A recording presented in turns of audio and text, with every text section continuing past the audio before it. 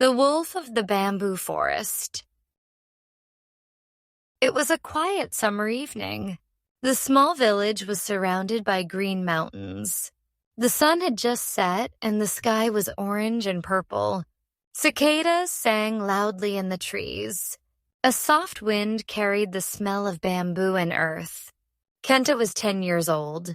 He had short black hair and bright, curious eyes. He loved exploring the bamboo forest behind the village. Every day, he carried a small backpack with water, a notebook, and a first aid kit. His grandmother always said, "A boy who loves the mountains must also respect them." She often told him stories about the Yamainu, the mountain wolf. Some said the wolves were guardians of travelers. Others said they were only legends. But Kenta believed the stories were true. That evening, the forest felt strange. The bamboo swayed more than usual. The air was cool, almost like rain, even though the sky was clear. Then he heard it. A long, low howl echoed through the bamboo. It was sad and strong at the same time. "A wolf?" Kenta whispered. His heart began to beat faster. He stepped off the path and followed the sound. The moonlight guided him to a small clearing. There in the center stood a wolf. Its fur was silver, shining under the moonlight. Its eyes were golden, warm, and calm. The wolf was larger than any dog Kenta had ever seen. But it did not look angry. It looked tired. Then Kenta saw the cut on its leg. Blood stained the white fur. The wolf let out a soft whimper. Kenta slowly opened his backpack. "I won't hurt you," he whispered. "I just want to help." He poured water on the wound. The wolf flinched but stayed still. Kenta cleaned the cut and wrapped it with a bandage. His hands shook, but he kept going. When he finished, he sat back. "There," he said softly. "All done." The wolf stood and tested its leg. Then it looked at Kenta. For a moment, they stared at each other. Boy and wolf. Strangers, yet connected. The wolf tilted its head back. It gave a soft, gentle howl. Not loud. Not angry. Almost like a song. Then it turned and walked into the bamboo. Its silver fur disappeared in the moonlight. Kenta stood alone in the clearing. The cicadas sang again. The wind moved the tall bamboo. He touched the bandage wrapper in his pocket, and he smiled. The legend was real. The guardian of the mountain was real. And deep inside, Kenta knew this was only the beginning of his adventures. The next morning, Kenta woke to the sound of birds. The air was fresh and cool after the long summer night. He jumped out of bed, grabbed his backpack, and ran toward the bamboo forest. The sun was already high, but the forest felt different. It was quiet, too quiet.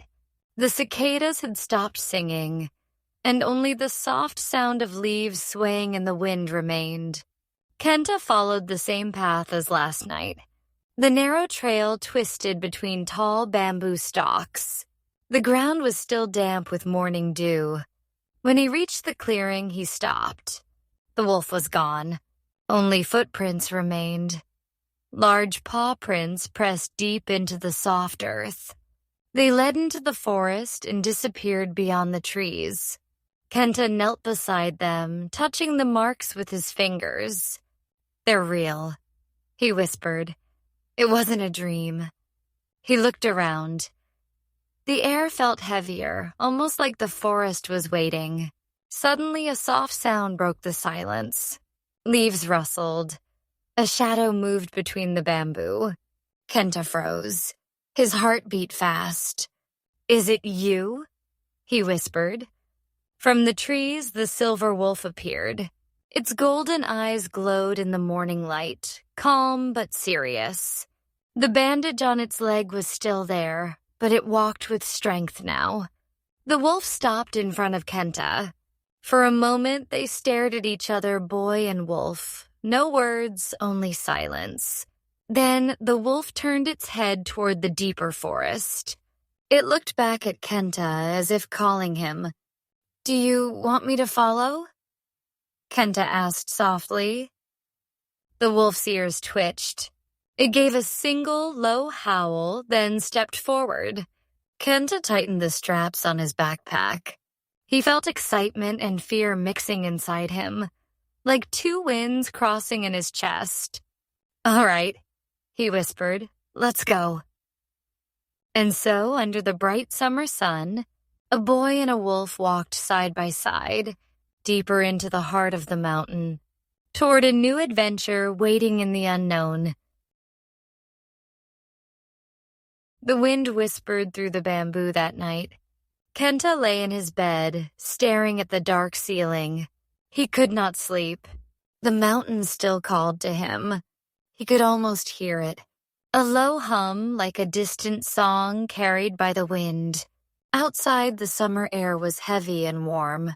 But in his chest, Kenta felt a strange coolness, like the touch of snow. He remembered the silver wolf's golden eyes. They were calm but full of secrets. Secrets he had not yet learned. The next morning, he woke before sunrise. The sky was pale blue and the cicadas were still quiet. Kenta packed his backpack again. Water, notebook, and a small charm from his grandmother. He slipped out of the house and walked toward the forest. The path was familiar now, but it felt different. Deeper, as if the forest knew he was coming back. Somewhere beyond the trees, a soft howl rose. It was gentle, almost like a greeting. Kenta smiled. He followed the sound, not knowing what waited for him this time, only that he was ready to find out. The bridge led to a narrow trail climbing higher into the mountain. The air grew cooler and the sky turned pale gray. The trees around them became twisted and old, their roots gripping sharp rocks. The silver wolf walked silently ahead. Its golden eyes never left the path. Kenta followed, clutching the charm his grandmother gave him. Soon they reached the mouth of a cave. Cold mist flowed out like quiet breath. The entrance was tall and dark, shaped like the open jaws of a beast. Kenta hesitated. "Do we have to go in?" The wolf turned and gave a soft nod. Its golden eyes were calm but serious. Inside, the air was heavy and still. Every sound echoed Kenta's footsteps, his heartbeat, even his breathing. The walls glittered with strange markings, ancient drawings of wolves, mountains, and people holding hands. Kenta touched one of the drawings. It felt warm, almost alive. A whisper filled the cave. "Why did you come here?" The voice was soft but deep, coming from everywhere at once. Kenta froze. Who are you?" "I am what remains," the voice replied. "I am the fear left in this mountain." From the darkness, a shape formed. A shadow wolf, smaller than the silver wolf, but darker with glowing red eyes. The shadow circled Kenta, its whispers filling his mind. "You are weak. You will fail. Go home before it's too late." Kenta's hands shook. He wanted to run.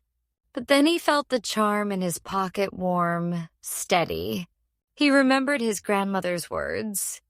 Courage is not the absence of fear.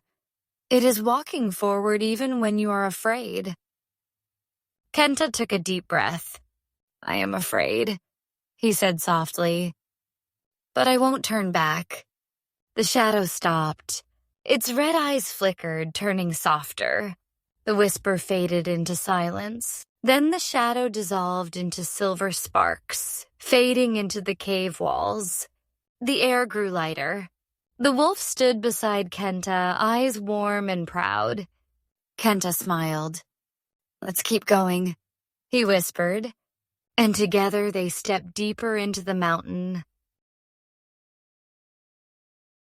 The cave opened into a wide chamber. Kenta stopped and gasped. Before him stood a single white tree. Its trunk was smooth and glowing as if made of snow and light. Its branches spread high, reaching toward the cracks in the cave ceiling. Faint blue leaves shimmered in the still air. At the tree's base lay a pool of clear water. The water reflected the tree perfectly, like a mirror. Tiny glowing fish swam under the surface, lighting the chamber with soft sparkles. The silver wolf walked forward and lowered its head. Kenta followed carefully, feeling the warmth of the charm in his pocket. When they reached the tree, a soft voice filled the chamber. "Child of the mountain, you have come at last." Kenta looked around, startled. "Who's there?" "I am the heart of this mountain," the voice said. "But my strength is fading. The shadow's fear poisoned me." The ground trembled. Dark cracks spread across the tree's glowing bark. From the cracks seeped a faint black mist. The wolf growled softly and stood guard beside Kenta. "What do I do?" Kenta shouted. "How can I help?" "Bring light to my heart," the voice whispered. "But not with power, with trust."